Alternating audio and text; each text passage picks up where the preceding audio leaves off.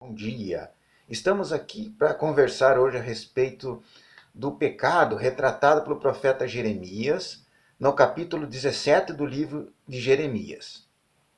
Jeremias recebeu a mensagem de Deus a respeito dos maus caminhos que o povo de Israel e o povo de Jerusalém e o povo de Judá andavam. Através da sucessão de reis, teve um rei especialmente mencionado lá no capítulo 14 de Jeremias, que é o rei Manassés, filho de Ezequias de Judá. Esse rei, Deus reprovou o reinado dele. Por quê? Porque os atos desse rei Manassés eram exatamente o contrário do seu pai, Ezequias. Ezequias, ele quis restabelecer a aliança com o Senhor, colocando de novo a lei do Senhor no centro de adoração, no templo, enquanto o seu filho, Manassés, ele construiu altares para ídolos pagãos de nações estrangeiras. Ele instituiu novamente o que o pai dele, Ezequias, tinha feito, acabado com a idolatria, tentado trazer o povo de volta para Deus. Manassés fez o contrário. Manassés, ele restituiu a idolatria. E isso deixou o Senhor indignado.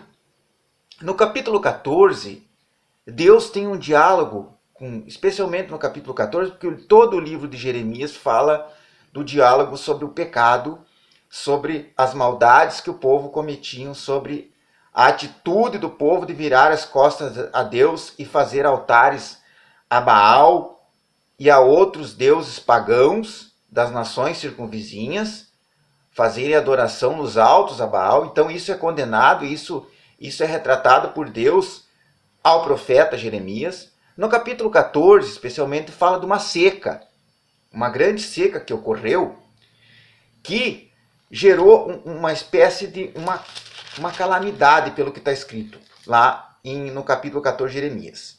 Palavra do Senhor que veio a Jeremias a respeito da grande seca. Ainda anda chorando Judá, as suas pontas estão abandonadas e de luto se curva até o chão. E o clamor de Jerusalém vai subindo. Os seus poderosos enviam os criados a buscar água. Estes vão às cisternas e não acham água. Voltam com seus cântaros vazios e, decepcionados e confusos, cobrem a cabeça. Por não ter havido chuva sobre a terra, esta se acha deprimida, e por isso os lavradores decepcionados cobrem a cabeça. Até as servas no campo têm suas crias e abandonam porquanto não há erva. Os jumentos selvagens se põem nos desnudos altos, e ofegantes sorvem o ar como chacais, seus olhos desfalecem porque não há erva. Ou seja, a seca, a falta de chuva é retratado lá no capítulo 14 de Jeremias como um castigo de Deus. Ali está retratado as consequências da atitude de Judá. Porque o próprio Jeremias, no versículo 7, fala que as nossas maldades testificam contra nós, posto que as nossas maldades testificam contra nós, ó Senhor, age por amor do teu nome, porque as nossas rebeldias multiplicaram, contra ti pecamos. Então Deus fala também, lá no capítulo 15, verso 13 de Jeremias, porque eu os punirei com 4 sortes de castigos, diz o Senhor, com espada para matar, com cães para arrastar e com as aves do céu e as feras do campo a devorar e destruírem. No verso 2 do capítulo 15, quando te perguntarem para onde iremos, dir-lhe-ás, assim diz o Senhor, o que é para a morte, para a morte. O que é para a espada, e o que é para a fome, e o que é para o cativeiro, para o cativeiro. Deus estava prenunciando que a fome, a seca, a guerra, a espada, a morte eram decorrência da atitude do povo de Israel, o povo de Judá. O momento que o povo quebrou aliança com Deus, adorando deuses estrangeiros, pagãos, seres pagãos que nem deuses eram, como no caso de Baal, ele quebrou essa aliança, ele estava sujeito a castigo, e a seca era um dos castigos. A fome era outro castigo. A guerra, a espada era outro castigo. E por fim o cativeiro, a escravidão. Deus fala a Jeremias que o povo ia ser escravo de uma nação estrangeira. E que ele ia privar esse povo da herança de tudo de bom que ele deu a essa população, por esse povo ter sido mau. Era um povo também que se praticava muita violência.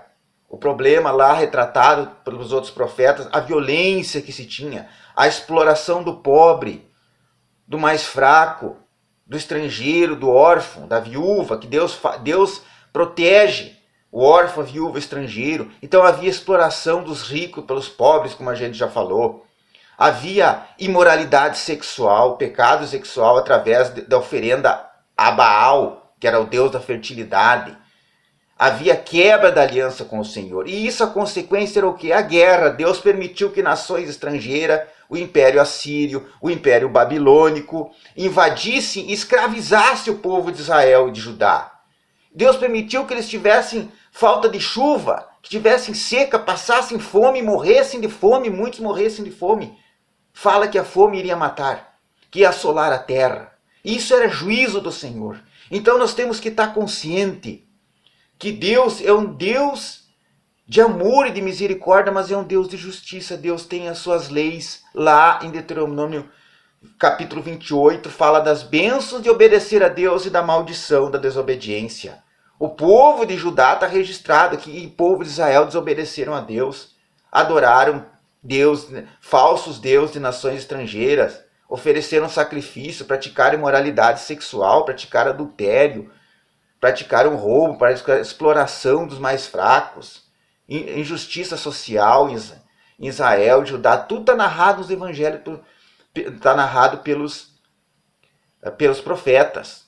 E isso tem consequências. E Deus fala das consequências aqui da desobediência. Então nós temos que trazer para o dia de hoje. Por que o mundo está sofrendo hoje? É uma reflexão. Será que o mundo está obedecendo a Jesus Cristo, que diz amar? Muitos dizem que amam Jesus Cristo, que adoram, que Jesus Cristo é o Senhor das suas vidas. Será mesmo? Porque Deus fala uma coisa aqui, ó, no capítulo 17, verso 10. Verso 9 e verso 10. Enganoso é o coração mais do que todas as coisas desesperadamente corrupto. Quem o conhecerá? Eu, o Senhor, esquadrinho o coração, eu provo os pensamentos, e isto para dar a cada um segundo o seu proceder, segundo o fruto das suas ações. Ou seja, Deus nos analisa, Deus nos julga. Para quê? Para dar de acordo com os nossos pensamentos e as nossas atitudes, os nossos comportamentos.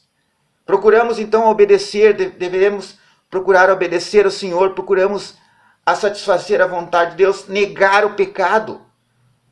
O pecado de Judá está escrito com um ponteiro de ferro, diz o profeta Jeremias, no capítulo 17, e com diamante pontiagudo gravado na tábua do seu coração e nas pontas dos seus altares. Ou seja, o pecado fica gravado no livro da vida, lá de Apocalipse.